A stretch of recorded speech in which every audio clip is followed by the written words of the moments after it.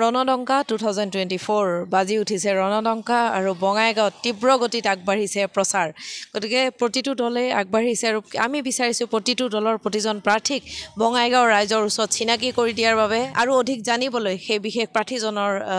সপক্ষে সেই আপোনালোকৰ ওচৰলৈ নিবলৈ এক প্ৰয়াস কৰিছোঁ আমি আমাৰ ওচৰত আছে SUCIৰ দ্বাৰা মনোনীত প্ৰাৰ্থী মৃত্যুঞ্জয় ৰাভা খুব কম বয়সতে ৰাজনীতিৰ পথাৰত কেনেকৈ ধন্যবাদ সকলোকে মইতো প্ৰথমতে ফুটবল খেল এইবিলাকৰ লগত যুক্ত আছিলোঁ কিন্তু যেতিয়া 2012 চনত এই দল SUCI কমিউনিষ্টৰ যি চিন্তাধাৰা সেই চিন্তাধাৰাৰ লগত যুক্ত হওঁ আৰু ৰাজনীতি যে এক উচ্চতৰ হৃদয়বৃত্তি সেই শিক্ষাটো গ্ৰহণ কৰোঁ আমাৰ চিন্তাবিদ শিৱদাস ঘোষৰ চিন্তাৰ যোগেদি খেলুৱৈ এজন ৰাজনীতিবিদ হ'বলৈ গৈ আছে এতিয়া তেতিয়াহ'লে উদ্দেশ্য কি হ'ব পাৰে যে আপুনি যদি এই প্ৰাৰ্থী হিচাপে জয়ী হয় তেতিয়াহ'লে আপুনি কি উদ্দেশ্য আগত ৰাখিব যে মই এইটো ক্ষেত্ৰত এনেকুৱা ধৰণে আগবঢ়াই নিম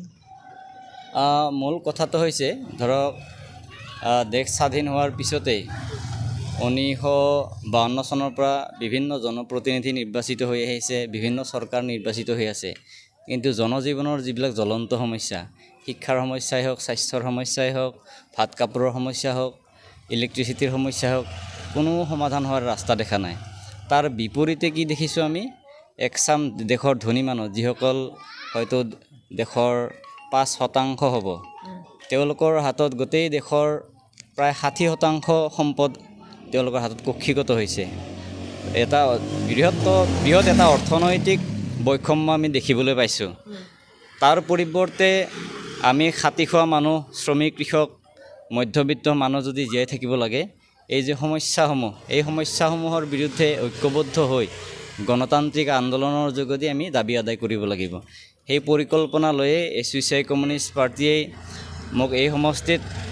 প্ৰাৰ্থী হিচাপে মনোনীত কৰিছে আৰু সেই কামটো চলাই গৈ আছোঁ আপোনালোকে হয়তো বিভিন্ন মাধ্যমৰ পৰা ইতিমধ্যে গম পাইছে যে স্মাৰ্ট মিটাৰৰ যে লুণ্ঠন এই স্মাৰ্ট মিটাৰৰ লুণ্ঠনৰ বিৰুদ্ধে গোটেই ভাৰতবৰ্ষৰ লগতে অসমতো all Assam electricity consumer association গঠিত হৈছে সেই অল আছাম ইলেক্ট্ৰিচিটি কনজিউমাৰ এছ'চিয়েশ্যনে এখন অভিৱৰ্তন পাতি ইয়াতে কমিটি গঠন কৰিছে আৰু সেই যি মানে কমিটি গঠন বা তাৰ আন্দোলনটোত এজন মানে সক্ৰিয় যোদ্ধা হিচাপে মই আছোঁ আৰু এই ধৰণৰ যি আন্দোলন সেই আন্দোলনবিলাক শক্তিশালী কৰাৰ যোগেদি আমি জনজীৱনৰ যিবিলাক সমস্যা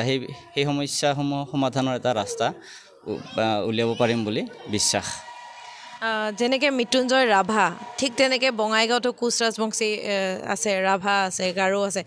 ঠিক তেনেকৈ এই জনগোষ্ঠীসমূহ আগবঢ়াই নিয়াৰ ক্ষেত্ৰত গোটেই অসমত কাৰণ এই জনগোষ্ঠীসমূহ বাদ দি কেতিয়াও অসম হ'ব নোৱাৰে সেই জনগোষ্ঠীহঁতৰ সকলৰ সা সুবিধাৰ বাবে বা তেওঁলোকৰ ক্ষেত্ৰত আপোনালোকে কি কৰিম বুলি কিবা ভাবিছে দেশ স্বাধীন হোৱাৰ পৰাই এই কথাটো আমি স্বীকাৰ কৰিব লাগিব যে যিবিলাক পিছপৰা জনগোষ্ঠী তেওঁলোকক বিশেষকৈ শাসিত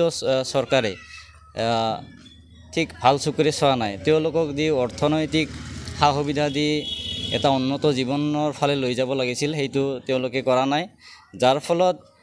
আমাৰ সমাজত এক ভয়াৱহ অৰ্থনৈতিক সমস্যাই দেখা দিছে যাৰ ফলত বিভিন্ন সময়ত জনগোষ্ঠীসমূহক কেন্দ্ৰ কৰি বিভিন্ন আন্দোলন গঢ়ি উঠিছে আমি ভাবোঁ যে যিহেতুকে ভাৰতবৰ্ষ এখন শ্ৰেণী বিভক্ত সমাজ ধনী আৰু দুখীয়াত এখন বিভক্ত সমাজ সেই সমাজখনত আমি ভাবোঁ যে জাতি ধৰ্ম নিৰ্বিশেষে কোন শ্ৰেণীৰ প্ৰতিনিধি সেইটো আচল বিষয় আপুনি যিয়ে নকওক যে অসমীয়াৰ স্বাৰ্থৰ কথা ক'ব পাৰে ৰাভাৰ স্বাৰ্থৰ কথা ক'ব পাৰে বড়োৰ স্বাৰ্থৰ কথা ক'ব পাৰে পঞ্জাৱী বঙালীৰ স্বাৰ্থৰ কথা ক'ব পাৰে আমাৰ দলে বিশ্বাস কৰে যে শ্ৰেণী বিভক্ত সমাজত এই ধৰণৰ কথা নচলে চলিব কেৱল ৰাভা ধনীৰ স্বাৰ্থ নে দুখীয়াৰ স্বাৰ্থ অসমীয়া ধনীৰ স্বাৰ্থ নে অসমীয়া দুখীয়াৰ স্বাৰ্থ এইটো দলে আমাৰ বিশ্বাস কৰে সেই মৰ্মে আমি যিহেতুকে দুখীয়াৰ স্বাৰ্থৰ কাৰণে যুঁজ দি আছোঁ আৰু দুখীয়া মানুহক কেনেকুৱাকৈ গণমুক্তি দিব পাৰি তাৰ কাৰণে সংগ্ৰাম চলাই আছোঁ আৰু দুখীয়া যি 90% মানুহ সেই 90% মানুহক জাতি ধৰ্ম ভাষা নিৰ্বিশেষে ঐক্যবদ্ধ কৰাৰ যি প্ৰক্ৰিয়া সেই প্ৰক্ৰিয়াক আমি শক্তিশালী ৰূপত তুলি ধৰিব বিচাৰোঁ। এটা কথা পৰিলক্ষিত হয় যে অৰ্থ কিমান প্ৰয়োজন হয় ৰাজনীতিত নামিবলৈ হ'লে বা ফাইনেন্সিয়েলি বুলি ক'ব পাৰোঁ, অৰ্থনৈতিকভাৱে কিমানখিনি সবল হ'ব লাগে, সেই ক্ষেত্ৰত আপোনাৰ মতামত? কাৰণ আপোনালোকক দেখিছোঁ খুব সাধাৰণভাৱে আপোনালোকে নিৰ্বাচনী প্ৰক্ৰিয়া চলাই আছে, খুব সাধাৰণভাৱে আপোনালোকে আগবাঢ়ি আছে। সেই ক্ষেত্ৰত আপুনি কি কয় যে অৰ্থৰ প্ৰয়োজন হয় নেকি ৰাজনীতিত নামিবলৈ হ'লে? যিটো প্ৰচলিত ৰাজনীতি, দেশৰ যদিও সংসদীয় ৰাজনীতি, তাত দেখিছোঁ মানে মানুহৰ জীৱনৰ অভিজ্ঞতাৰ পৰা এইটো জানে যে বৃহৎ এক অৰ্থ ব্যয়বহুল কৰে বিভিন্ন ৰাজনৈতিক দলবিলাকে, যিবিলাকক আমি বুৰ্জোৱা দল বুলি কওঁ। সেই ক্ষেত্ৰত এটা কথা ক'ব লাগিব যে ৰাজনীতিত যিহেতু অংশগ্ৰহণ কৰিছোঁ, এই যে বিভিন্ন দলে বৃহৎ সংখ্যক পুঁজি বিনিয়োগ কৰিছে, সেই পুঁজি আচলতে কাৰ? সেই পুঁজিৰ দ্বাৰাই আচলতে তেওঁলোকে কোন স্বাৰ্থৰ হকে কাম কৰিব সেইটো জনসাধাৰণে বুজি পাব লাগিব। আৰু এছ'চিয়েশ্যন কমিউনিষ্টেই যিহেতুকে এখন শ্ৰেণীহীন সমাজ ব্যৱস্থা প্ৰতিষ্ঠা কৰিব বিচাৰে, আমাৰ দেশৰ যি শাসক গোষ্ঠী, শাসক পুঁজিপতি গোষ্ঠীৰ বিৰুদ্ধে সংগ্ৰাম কৰি আছে, সেইফালৰ পৰা জনসাধাৰণৰ যি জ্বলন্ত সমস্যা, সেই সমস্যাসমূহক লৈ প্ৰতিদিন ধাপে ধাপে আন্দোলন কৰাৰ চেষ্টা কৰে। আৰু জনসাধাৰণৰ দ্বাৰাই যি দান বৰঙণি, সেই দান বৰঙণি আমি ইয়াৰে নিৰ্বাচন প্ৰতিদ্বন্দ্বিতা কৰি আছোঁ। নিশ্চয়। গতিকে মই এতিয়া শেষৰ ফালে আহিছোঁ। বঙাইগাঁৱৰ ৰাইজক বঙাইগাঁও টাইমছৰ মাধ্যমেৰে আপুনি কি ক'ব? এটা কথা ক'ব লাগিব, যিমান প্ৰায় ৩৮ বছৰ ফণীভূষণ চৌধুৰী ডাঙৰীয়াই ইয়াতে ৰাজত্ব চলালে, তাৰ আগতো কংগ্ৰেছ জনতা দলে ৰাজত্ব চলালে, কিন্তু সাধাৰণ মানুহৰ জনজীৱনত কোনো ধৰণৰ পৰিৱৰ্তন অহা দেখা নাই। এটাৰ পিছত এটা স্কুল বন্ধ হৈ আছে এই অঞ্চলতো, গাঁওবিলাকৰ অৱস্থা ঠিক ভাল নহয়। কৃষি ক্ষেত্ৰত যদি চাব যাওঁ, একেবাৰে উৎপাদন কম। এই যে ৯০% মানুহৰ যিটো সমস্যা, সেই সমস্যা যি সমাধানৰ বাবে যি গণতান্ত্ৰিক আন্দোলন কৰাৰ প্ৰক্ৰিয়া এছ'চিয়েশ্যন দলে আৰম্ভ কৰিছে,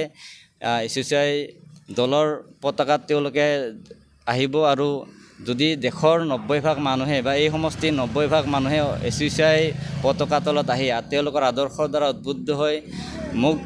কেণ্ডিডেট হিচাপে নিৰ্বাচিত ক'লে নিশ্চিতৰূপে মই জিকাটো সম্ভৱ।